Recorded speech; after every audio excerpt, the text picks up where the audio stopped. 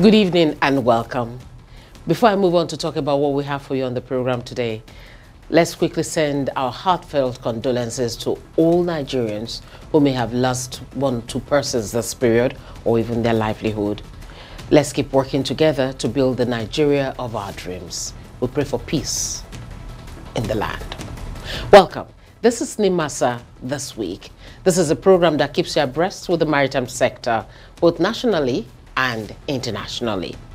Today on the program, we'll be bringing to you what the federal government is doing to ensure better intermodalism when it comes to transportation in the maritime sector. We're talking movement via rail, road, and inland waters. What is really happening, we'll be sharing with you.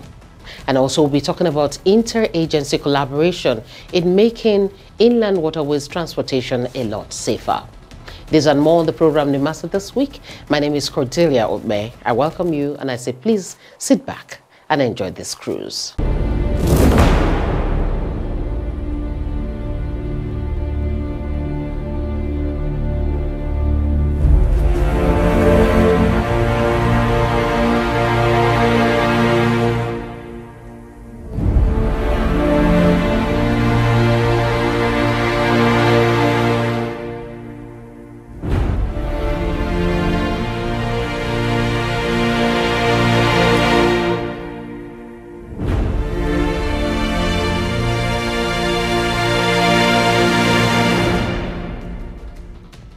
Let's start today from capacity development. We all know that an organization is as good as the capacity of its workforce. That is why the management of NIMASA is dedicated to training and retraining of her workforce.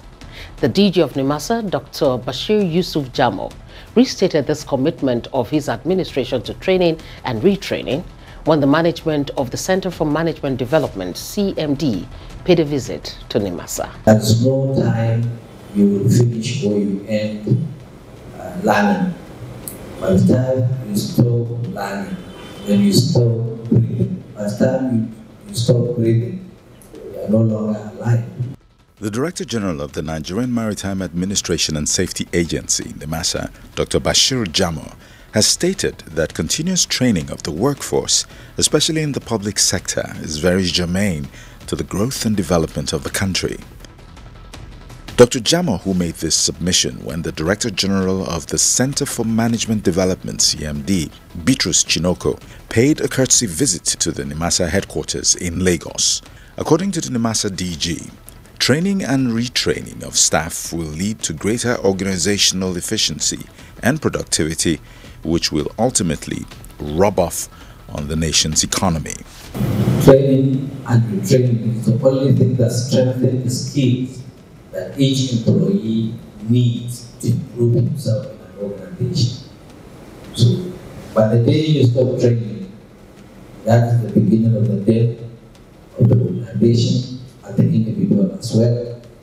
He urged those charged with the responsibility of maintaining training standards to accredit professional trainers so that the sector will not be seen as an all-comers affair. I think it's high time for the CMD to start thinking of the device that they will impose the implementation of accreditation for anybody who will train through the monitoring and evaluation of the institutions and agencies, especially the MDAs. If you can do that and you have the operations of the MDAs, you'll be able to enforce the issue of accreditation of trainers. By point of computer, you'll be able to know whether this training institute or training consultants, they have certification required by the CMD to accredit them to go to NIMASA and train. Where they don't have, we will at least them. Like NIMASA officially, we discover from the 2020 initiative, so and so companies, they are not accredited to CMD. Earlier in his comment, Mr. Bitrus Chinoko intimated that CMD was willing to partner with NIMASA in the areas of capacity development He urged other agencies of the government to emulate NIMASA in the areas of capacity building, which he said was beneficial to the country. There are a lot of benefits to be accrued when accredited trainers are contracted to provide consultancy and training services in the public and private sector. We have seen cases where we call them quack trainers. Quack trainers will come in, pick programs, they don't have the capacity to deliver. They just go, pick people here and there, do one-day teaching as against facilitation, and issue them certificates. At the end of it all, no knowledge, no skills, no attitude are transferred. And so we are back to square one.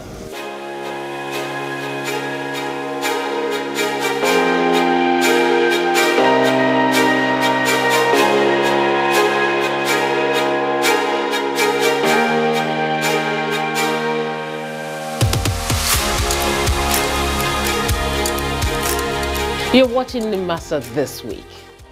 While NIMASA is looking at ensuring safety and security in the maritime domain, other parastatals in the Ministry of Transportation are also working on intermodalism. Same thing NIMASA is doing too. And when we're talking intermodalism, we'll be following this particular story now, looking at how the Amechi-led Ministry of Transportation is working at getting the rail system and inland waterway transportation system working real good, all in a bid to make intermodalism for the maritime sector top-notch. Intermodal transportation is the use of two or more modes or carriers to transport goods from shipper to consignee. A typical example of intermodal freight transportation is rail, truck, ship. And so, for a vibrant maritime industry, an efficient intermodal system of transportation has to be in place. This much was highlighted during one of the meetings of heads of government agencies in the Transportation Ministry.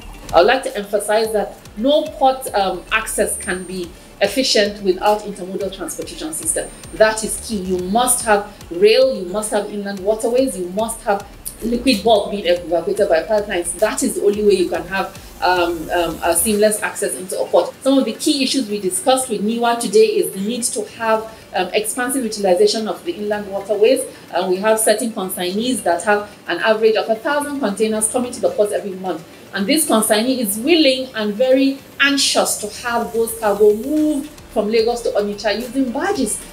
During the third meeting of the group in Lokoja, the issue of transporting containers with the use of barges was highlighted. Dr. George Mogalu is the Managing Director of the Nigerian Inland Waterways Authority, NIWA. There's a decision by all agencies to collaborate together to ensure that this aspect of our water transportation is brought to fruition. We want it to start working because it's going to impact very positively on the economy of this country. Apart from the fact that it's going to reduce the pressure on our roads, it's going to help in the decongestion of our ports. It is worthy of note that NIWA has commenced the test run of the Onitsha River Port as light cargo barges with containers have been received there. Managing Director of NIWA, Dr. George Mogalu, who also received the barges and the containers at the port, said that full activities at the port are expected to begin in the first quarter of 2021. The aim of the test run is to break the jinx and encourage partnership with the Barge Operators Association and to assure them that it is possible to move containers from Onne to Onitsha by water successfully and from Onitsha back to Onne. This is the first phase of the test run, and the second phase will be from Lagos Port to Onitsha River Port and from Onitsha to Lagos. From the barges, we move to the rail tracks. The Honorable Minister of Transportation, Right Honorable Chibuike Amechi, is leading a revolution in the sector. After an inspection tour, the Honorable Minister assured Nigerians of the commitment of President Muhammadu Buhari-led administration to deliver on its promise of completing the Lagos-Ibadan Railway project by January 2021.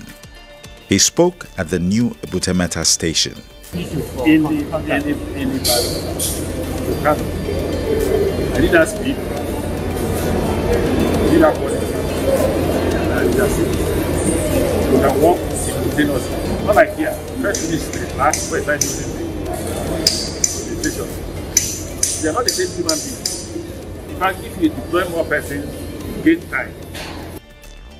And from the rails, we take a look at the roads as the federal government is improving access to the ports via the roads. The Marine Beach Bridge, Apapa, which was closed to traffic for renovation some months ago, has now been open, thus improving access to the ports. I want to say, number one, I'm very happy. Because when the road was blocked, we have only one lane. So it's not easy at all. And all these cars, they find it very difficult. And for us, especially, they normally turn us and it's not easy at all. But now that they open this road now, at least we have 3 lanes now. So then the cars can be passing through here. So the road is okay now. Introducing the new face of the Nigerian Maritime Administration and Safety Agency, NIMASA. We are charting the direction for our maritime and regulating the industry for a better, bigger, and more economically stable Nigeria. Evolved to serve you better. We are NIMASA. New face, rejuvenated service. NIMASA. Changing the tides in your favor. Digitalization is key to facilitate the international maritime traffic. From developments across the globe, the time for a more digital port operation in Nigeria has come. When ships enter and leave ports, vital information must be exchanged with various entities ashore. Port authorities, pilots, maritime administrations such as NIMASA, and health authorities require information about the vessels, cargoes, dangerous goods, crew, passengers. The way this information is shared is crucial. Digitalization is key. It not only reduces errors, it improves the quality of the information being exchanged. When automated, digitalization is less consuming and more efficient. Since 2019, the International Maritime Organization (IMO) requires data to be exchanged electronically between the ship's reporting parties such as the master, ship agents and shipping lines, and the authorities at shore. IMO also recommends using the single window concept, where data is submitted through a single portal without duplication and distributed to the correct authorities. Different groups of stakeholders have different objectives and different work processes. Therefore, more than one standard is used for ship reporting. That is why IMO and standards bodies ISO, UNECE and WCO have agreed on an IMO data set and an IMO reference data model known as the IMO Compendium. This is a set of standards for the submission of maritime-related data. IMO encourages all stakeholders to adopt the IMO Compendium when building their digital systems. Compendium allows single windows to integrate, enabling closer coordination between customs and maritime authorities during clearance processes.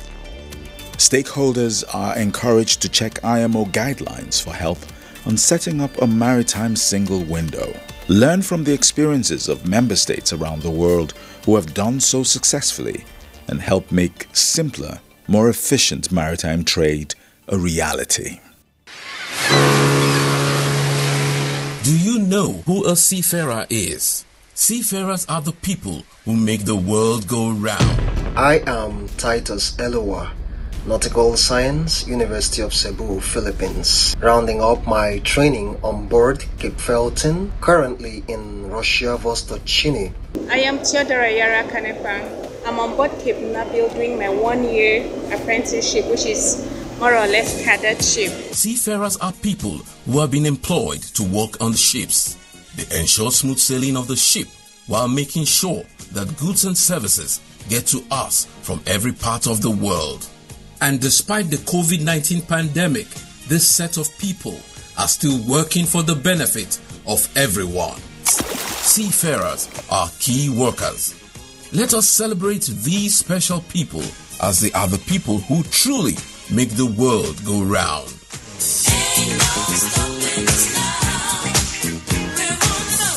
This message is brought to you by the Nigerian Maritime Administration and Safety Agency, NIMASA.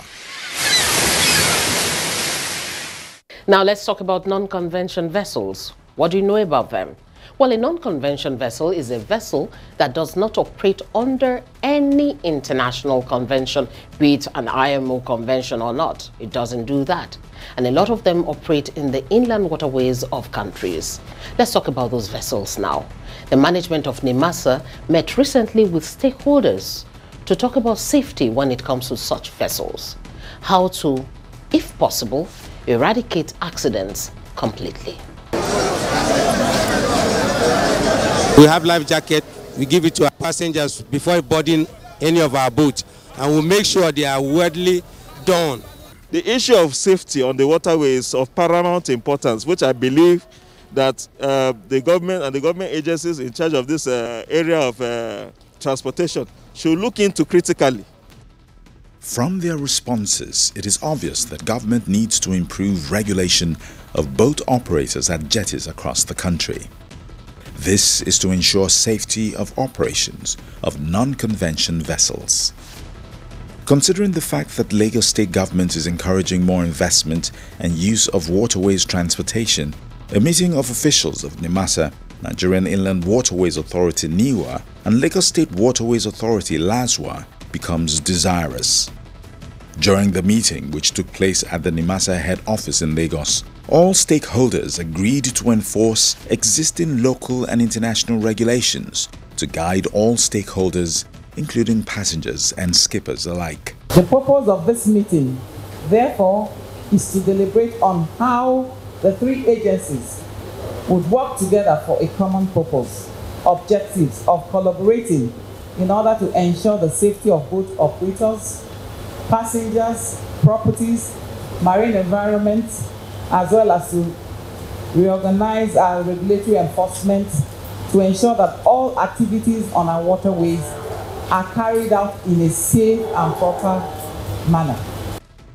Mrs. Egbuche also noted that the majority of accidents involving the small passenger boats are caused by human errors. Recent incidences of boat mishaps and unsafe manner in which other operations such as barges and towing services on our waterways have been conducted call for serious concern.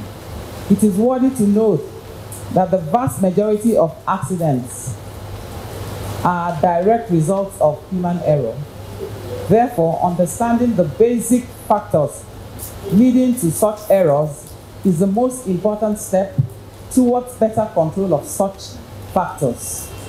The General Manager of the Lagos State Waterways Authority, LASWA, Mr. Damilola Emmanuel, said the meeting is symbolic because the keyword of LASWA this year is collaboration, and the agency is happy to deliberate on what can be done to reduce accidents on our waterways. If we collaborate together, we would achieve much more.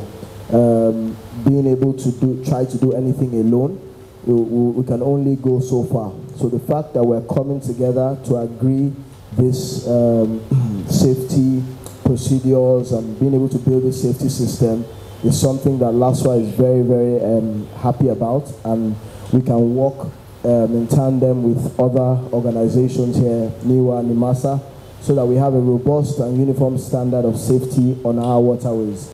Engineer Ororo from NIWA noted that the authority is developing an electronic database to register boats and names of boat operators who have gone through training and certification. The guidelines have always been there, the rules have always been there. It's just that the operators sometimes are disobedient. They do not abide by these guidelines. So my advice is that even now, let them abide by all the guidelines that we have given. First, and among others, do not overload your vessels. Do not operate at night. Do not operate under the influence of any intoxicants. Observe the weather. If it is unsafe to move, don't move. And all other guidelines. Wear your life jacket, because even if you can swim, If you are incapacitated by reason of an accident, you won't be able to swim. Sometimes some people say they won't wear life jackets because the life jackets are dirty. I always have this saying that it's only the living that can wear good clothes. If you are not alive, you can't wear those clothes that you are trying to preserve.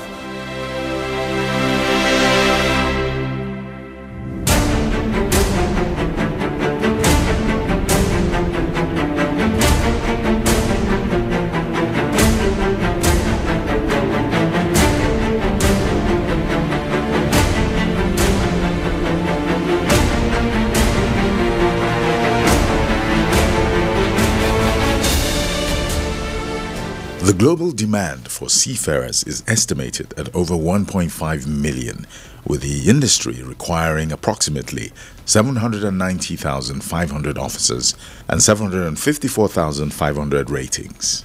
In Nigeria, you can get your basic training from the Maritime Academy of Nigeria, ORON, which NIMASA statutorily funds, and some accredited private maritime academies scattered across the country. The training includes the following: personal survival training, personal safety and social responsibility, first aid, firefighting and fire prevention. The different ranks of seafarers include master, chief mate, also called chief officer, second mate, also called second officer, third mate, also called third officer, deck cadet, chief engineer, second engineer and third engineer. The lowest ranking personnel in the deck department is an ordinary seaman, OS, and generally helps out with work that able seamen do. Other tasks include standing lookout and generally cleaning duties. The management of NIMASA encourages young Nigerians to seek a career at sea, as the opportunities to add value in the global supply chain in the maritime sector are readily available. Human capital development is the foundation of a nation's maritime sector, and the maritime industry is the backbone of world trade. The benefits of the developed maritime sector of a nation are limitless. God bless NIMASA, God bless Nigeria. Introducing the new face of the Nigerian Maritime Administration and Safety Agency, NIMASA.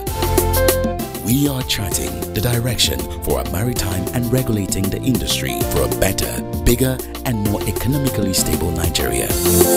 Evolved to serve you better. We are NIMASA. New face, rejuvenated service. NIMASA, changing the tides in your favor. Before we go, a tweet from the DG NIMASA at Jamo Bashir, and this one is for the Nigerian Ports Authority, and it says, #NPA Fire. Called to commiserate with Hadiza Bala Usman, MD CEO at Nigerian Ports, and all staff on the sad development of the touching of our national assets. We'll pay solidarity, support visits in days. We're all in this together and shall emerge to make the maritime sector better and stronger. Thank you very much for spending your time with us on NIMASA this week. Till I come your way again next week, do follow NIMASA on all her social media platforms. YouTube, Instagram, Twitter, and Facebook. They are all at NIMASA Official, at NIMASA Official. You could also follow the DG NIMASA at Jamo Bashir on Twitter. Very interactive. You could ask questions. You will get all the answers you need. Till we see again, let's strive to make Nigeria work the way we would want Nigeria to be. Let's start working towards it today. Let's strive for peace. Stay safe, my friend. My name is Cordelia Ogbe. Bye-bye.